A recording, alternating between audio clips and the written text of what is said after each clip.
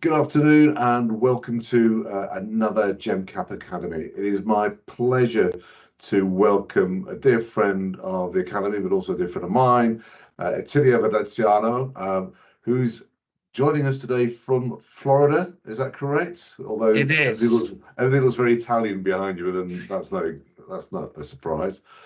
Attilio, how are you today? I'm good, and I am, of course, a follower of the academy, and it feels great to have made it to this episode. So thank you for having me here. Thank you. Now, thanks very much for sparing us your time. Now, obviously, what we want to talk about today is a subject which has been going on for quite some time now. Since the great British people decided to vote for Brexit, we've been living on borrowed time as far as the ability to distribute funds, one from the UK and into other parts of the world, which historically has not really taken a huge amount, but more importantly, from our point of view, distributing funds from the offshore markets of Dublin and Luxembourg into the UK, which actually are significant fund flows. Now, we've had temporary permission regime. We've been living with that now for a number of years. There's obviously an update. Attilio, do you want to just update us as where we are as with the changes or the Yes. announcement? So I think I wanted to first have you think about the irony of this, right? So in the prelude to Brexit, I think that equivalence was one of the most Googled terms, right? And was always seen as something that UK market participants would bemoan about and be concerned about its extent compared to the passporting.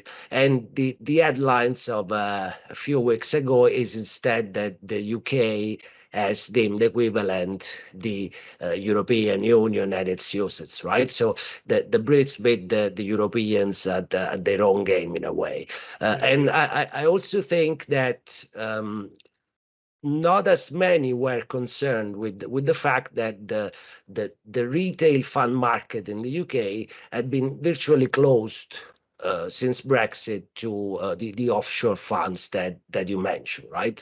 And now we have a good solid step in the right direction with the overseas fund regime kicking in sometime in 2026. I think that there is always this idea that when we change something and we feel uncomfortable, we can go back to a status quo. Unfortunately, in this case, the status quo is a little bit different because offshore firms willing to get once again their foot into the UK market will have to do more things than they were required to do before. And I think that this is where I really liked your wisdom, because in a way or another, GemCap is positioned very well to take advantage of these changes.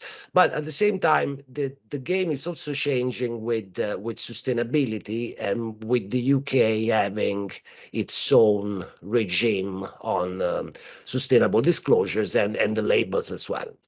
Yeah. So let's just clarify this. So we've now got the announcement of equivalence for Yes. Distribution. What will that actually entail? Will it, does equivalence mean equivalence, or are we having to do something beyond what we've already currently been doing? You just touched on that a moment ago. Yeah, there is more to do, and I think that we have sufficient time, right? So let's say we have nearly 2 years before this happens, but the message is that managers should get prepared. It's like, if we look at if we zoom in, there is an application to be prepared electronically on the website of the FCA, but the FCA will want to know from the very outset the lay of the land, all the pieces of the puzzle. And one of the things that wasn't required necessarily before was to have an entity that approved the financial promotions for UCITS funds. It is interesting because the FCA, when announcing the consultation on the OFR, says that the UCITS before were considered as their own authorized person or firm, if you like. And now it's never too early to start thinking what firm could be named to as the approver of the financial promotions for a UCITS which will be marketed under the OFR, right? Mm-hmm. And so what is interesting is that some of the big players, including yourself, they have a UK authorized entity in the group of entities, and this entity will be able to approve financial promotions. For all the others who don't have this type of setup, they will have to reach out to third-party firms, which will charge a premium to be involved.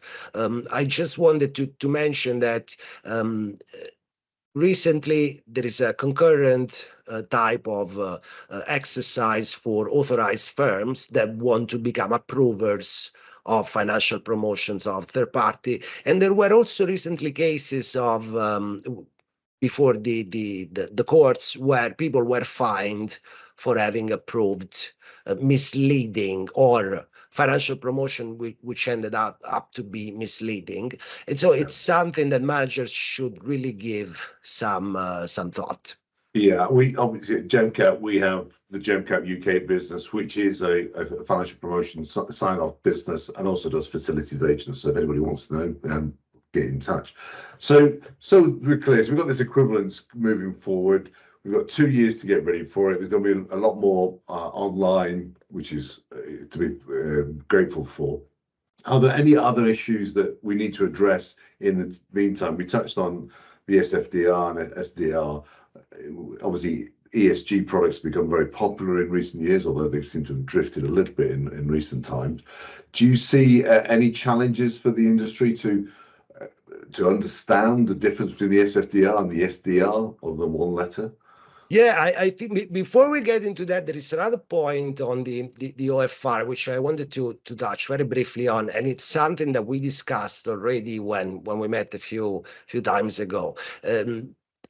There is the UK environment is a little bit more sophisticated in my view for what concerns the investor protection, right? And so the optical difference between an offshore Irish fund or Luxembourg fund and a UK fund will be that the UK fund has the ability to offer the ombudsman, the financial ombudsman, and the financial services compensation scheme. Now, I know that you did mention that there is always a way to sue the management company. Yeah, well, the board is responsible and has PI behind it to protect that. So a corporate structure would therefore get sued by the investors if something went wrong. That's where it falls. But yeah, sorry, I interrupted you there. No, but basically the reality is that. And I think that this goes back to the point of the challenges.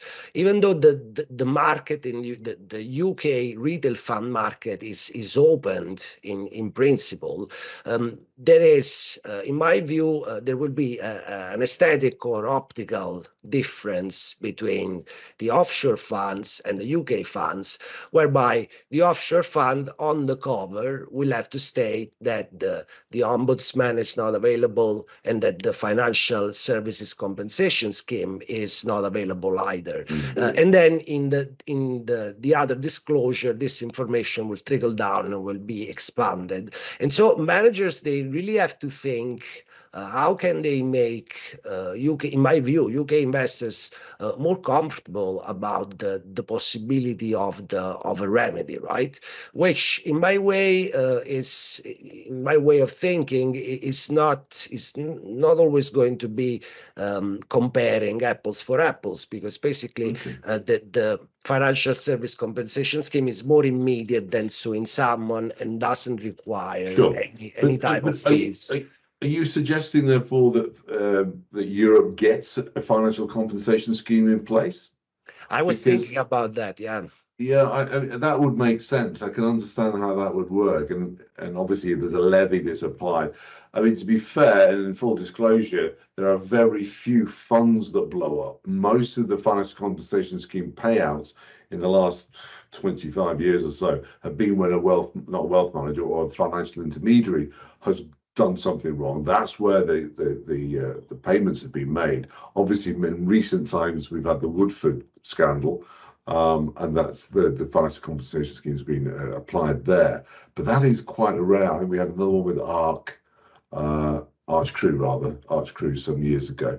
But they are very, very rare. So, but I think you're right. It would make sense for Europe to adopt a financial compensation scheme. The challenge would be that if Dublin did it, would Luxembourg have to do it? If Luxembourg did it, would Dublin do it? And what about all the other jurisdictions? You've got, Gibraltar, you've got your Malta, you've got your Cyprus, you've got, all the domestic markets producing their own products. So would they do that? That should be a challenge. If they tackle it at European level, it might be much easier. But I think that the ombudsman is not such of a foreign concept in Europe.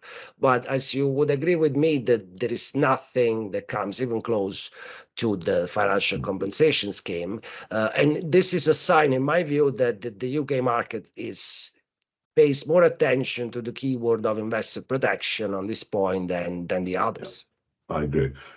Let's go back, if we may, to the SFDR and SDR about the understanding that, because it is quite I just talked to a manager earlier on today and trying to explain to them about the demands that's put upon fund managers on the SFDR and whether or not he wanted to go down that particular route. Where do you see the differences between the UK SDR and the offshore equivalent? I'll tell you the truth. I don't claim myself to be an expert in SFDR, but I can see the impact on distribution, and this is where I got curious.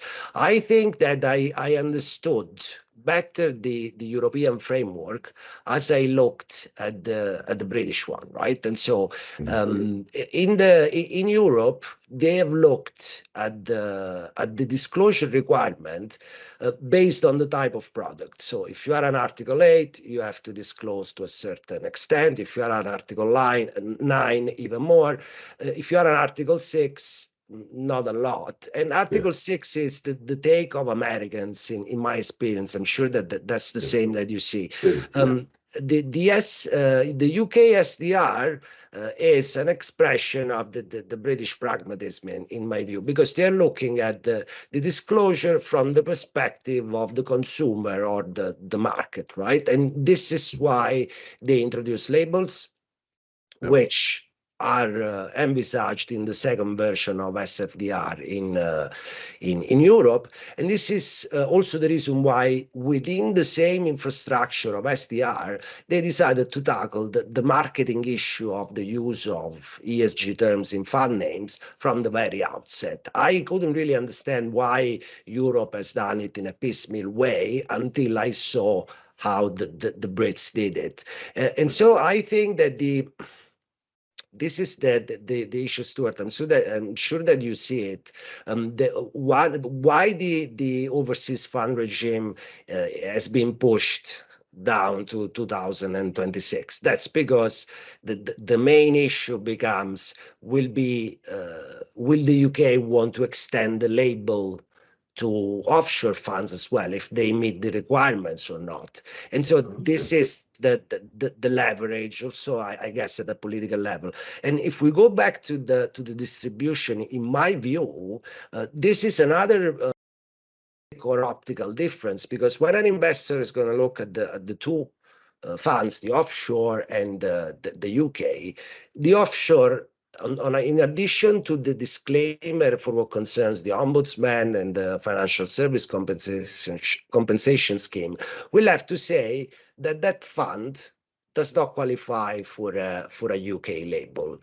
And so in my view, if the direction is towards a fund market where the consumer has to decide independently without an advisor, there is a bias towards a UK national fund Yeah, there will be. Yeah, I could see that, and I could see that. But majority of funds, I'm pleased to say, go through professional advisors. That they go through the intermediated channel, be it a wealth manager. And so that's the direct consumer in the UK is, I wouldn't say a dying breed, but there's not many of them. There's a few thousand, and yes, they will have a bias towards it, and they would be picked up.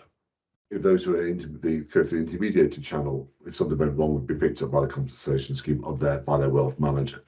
So let's just touch on, if we may, on a couple of other distribution issues. Obviously, distribution is something I spend far too much time talking about. Reverse solicitation. Now, reverse solicitation is one of those things that I never really quite fully understand. And I actually don't believe it ever actually happens, but that's just me being a cynic.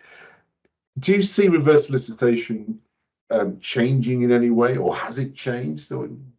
What's your view on it as a concept?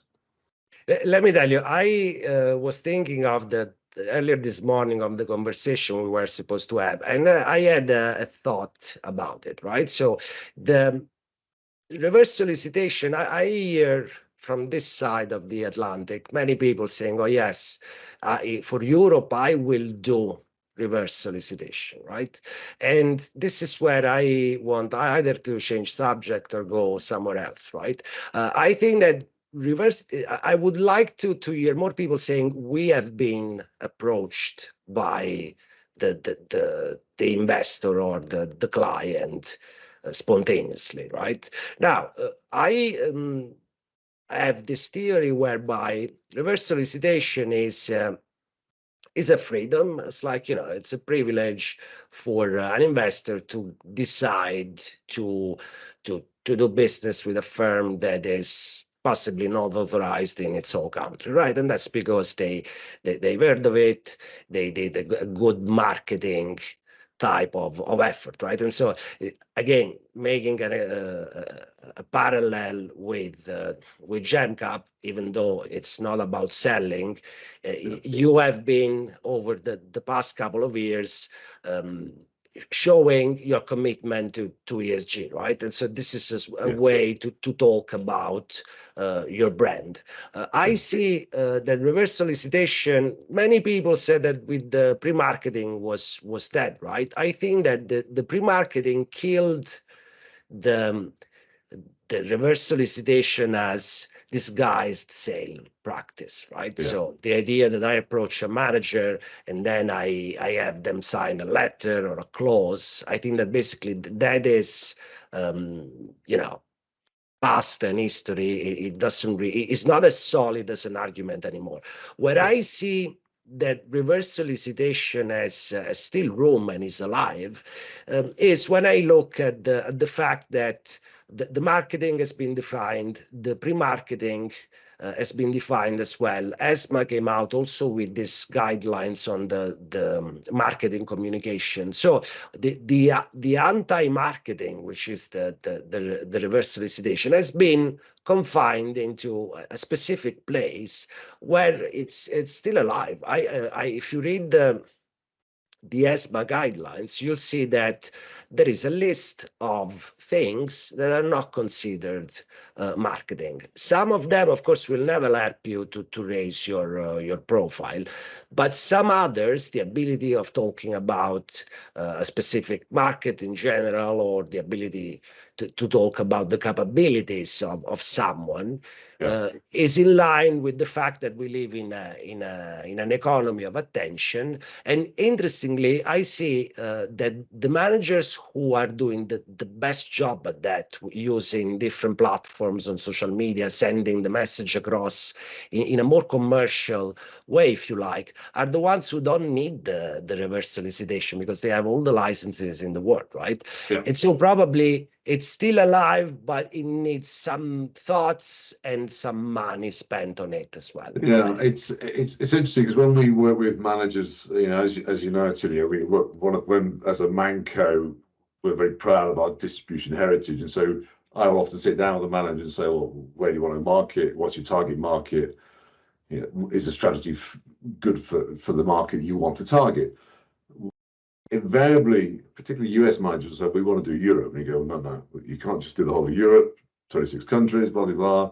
Just get a rifle shot approach, a very narrow focus. Now, what happens then, I find, is that if you focus on one particular market, let's say Switzerland. I know it's not probably technically part of Europe, but let's say Switzerland. It sort of sends messages out to the surrounding markets. So you suddenly get a reverse solicitation from Italy, from Germany, from France. It just happens. It permeates out because you're on the Citywire roadshow in Geneva, and so people from Italy and France and so on go into that market. So you do get it. So there's a benefit from that. Obviously, fund registration is very expensive if you do the whole market. So again, we're always advising people just stick to one or two core markets. And if you haven't got a SFDR of 8 or 9, don't bother with the Nordics because you're going to struggle. Although, you know, there is some leeway there. So it is very important when it comes to cross-border working to ensure that you've got the registration in place. And if you're going to rely on reverse solicitation, make sure you meet the guidelines. And we'll share the guidelines later on, actually. I think at the end of this, we'll post that. But as far as other developments with regard to the UK, going back into the UK now, do you see any other developments in the next couple of years that fund managers should be looking out for, with regard to from a distribution point of view? Well, I think that the main issue, in my view, well, more than an issue, is that the known unknown is whether the labels in the UK will be extensible also to offshore funds. And I think that from that point, this is not going to be an issue only for the UK market, because it's an issue already for the French market, as you know better than me, right? So we're talking with, we're helping a client with France, and they have a Luxembourg fund that is Impact, right? And they have it in their name. And so by the time they'll face the French market, they will have to disclaim, and French do it in a more French way. They say this claim is disproportionate vis-a-vis the expectation of the French regulator. That's because they will never fit the label that there is in France, the SRI label, which requires that 90% of more of the assets being sustainable and a specific composition of the portfolio. So I think that sustainability, so to go back to where we started, the UK was part of the Union when the rule book on financial services was built, right? So from 2008 to 2020. The difference now is on the sustainability, where they took a completely different path, and possibly on the digital assets as well. But otherwise, it made no sense, in my view, if not political sense, for Europe not to grant the equivalence to the UK. Would have made things much easier for everyone. And so this is why the UK giving equivalence to Europe is a right step in the right direction, but it doesn't mean going back to a status quo as before. That's true. Now, you just touched on digital assets there and other aspects. We'll have another session, maybe talk about tokenization and digital assets, and we'll bring that to our viewers. So, but for now, Attilio, thank you so much for your time today. We really appreciate it. We look forward to continue the conversation. But in the meantime, take care, and we'll speak to you soon. All the best. Ciao, Stuart. Thank you. Talk soon.